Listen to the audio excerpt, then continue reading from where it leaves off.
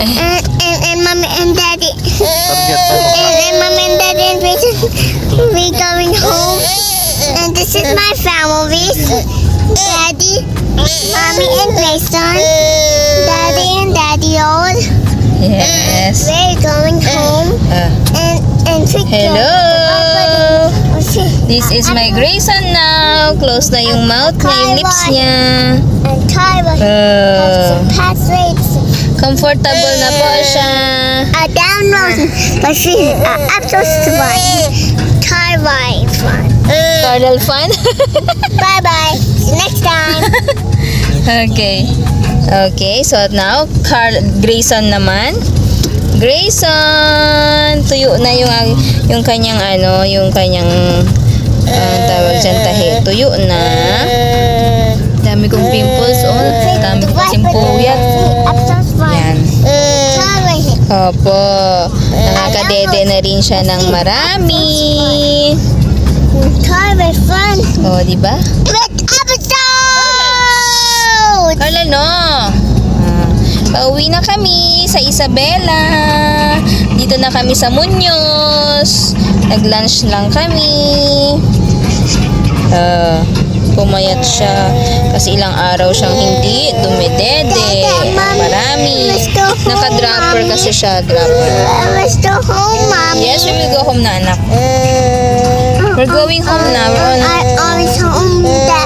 On our always home. Yes. Wow, Mom, look at the river. Yes, there's a river. Opo, may sinasabi si Ading, huwag kang maingay. Ano, anak ko? Lal naman eh. So, ayan. Kahapon yung yung follow-up check-up niya. And then, sandali lang yun, siguro mga 30 minutes lang.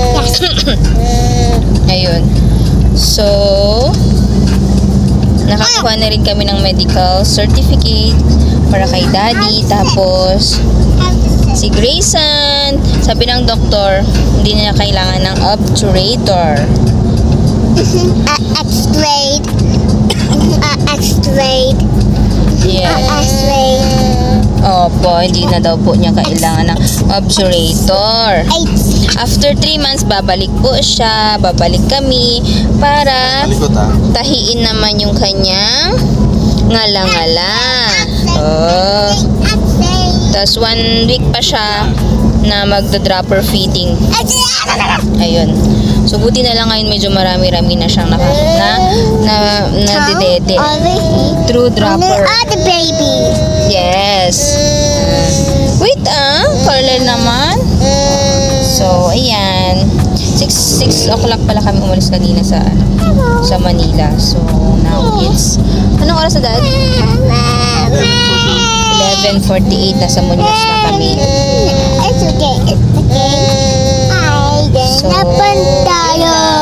update. Tapos si Mami Michelle pala, yung kasama kong mami sa nagpadala siya ng mga stuffs for Grayson. So, ipapakita ko sa inyo mamaya sa bahay pagdating namin. So, hindi kami nakatulog ni Grayson kagabi kasi gusto niya nakakarga lang siya. Ayaw niyang maibaba. Magkape nga sana ako. Hello, gising na ako, chika. Andito na kami sa Santa Fe. Alas na ba? Yan. Magto 2 o'clock pa lang nasa Santa Fe na kami. So, medyo maaga kami ngayon. Dede ka? Dede ikaw, Dede? Opo. So, stop over kami dito sa Santa Fe sa may anong tawag dito? Fontanilla. Ito sa may Fontanilla. Ayan. So, nagising si Grayson. Sila Daddy nandun sila sa labas. Nagkakape. So, ilabas ko muna si Grayson. Padidehin ko siya para may laman yung tiyan niya. Okay?